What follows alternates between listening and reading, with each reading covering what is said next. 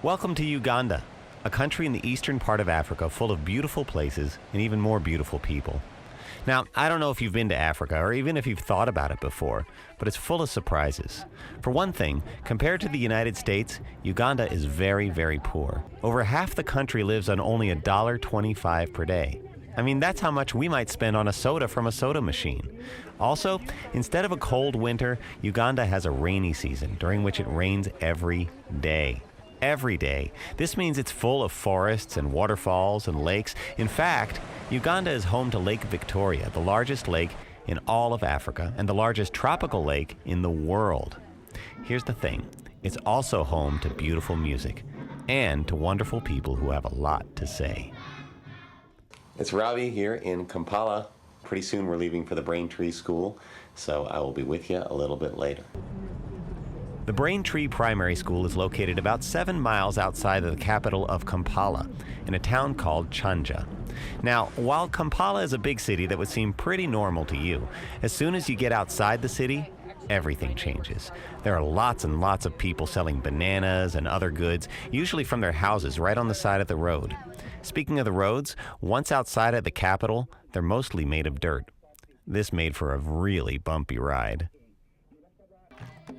We were greeted by the entire school singing and dancing and running to see us. I mean, we hadn't even officially met yet, and it felt like we were already friends.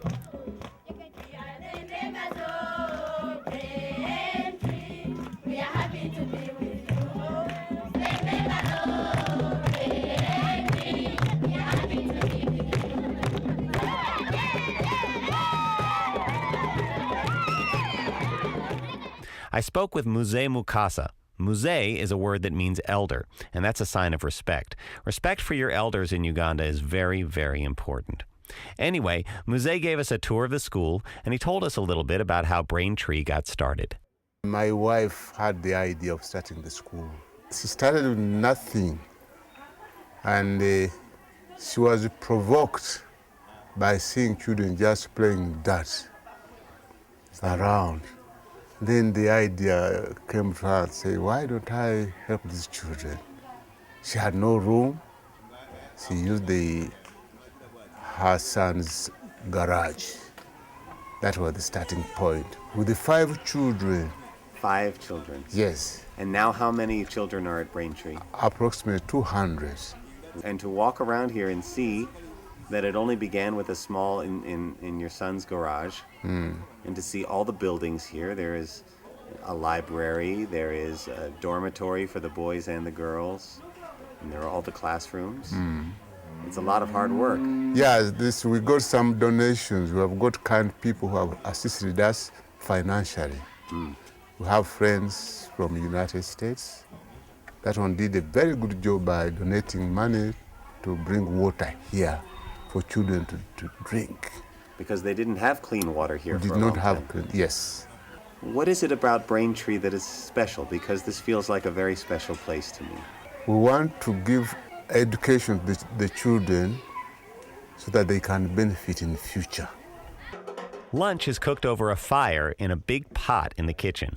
What are they eating? Well, it's called posho, and it's made of corn and rice with a few beans on top. Now, beans are very expensive in Uganda. The kids eat it with their hands while sitting outside. It's actually a lot better than it looks. In Uganda, they don't play much baseball or kickball, and they don't really have a playground either. But they do love games, and boy, do they love their soccer.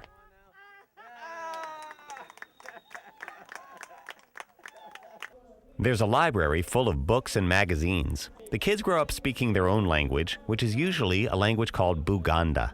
But they all begin to learn and speak and read English by the time they're in about, 2nd or 3rd grade. And then there's the music.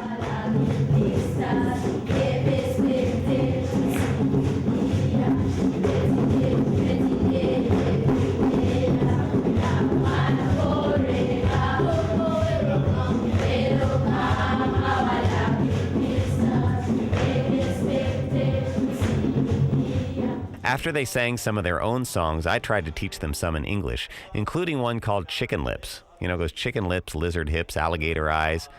I'm afraid something got lost in the translation, but eventually they seemed to get it anyway. Oh, chicken lips and lizard lips and alligator eyes, monkey legs and mother legs and salamander thighs, rabbit ears and camel ears and daisy toenail pies.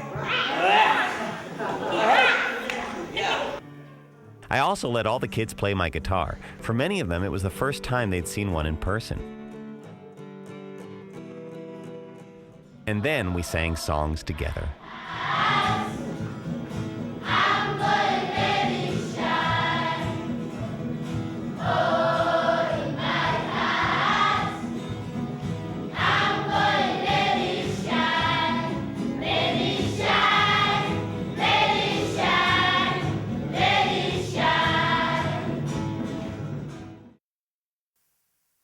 On my last day there, we planted an avocado tree in front of the school. The whole school was there, and it was a big celebration, and the idea is that as the tree grows over the years, so will our friendship.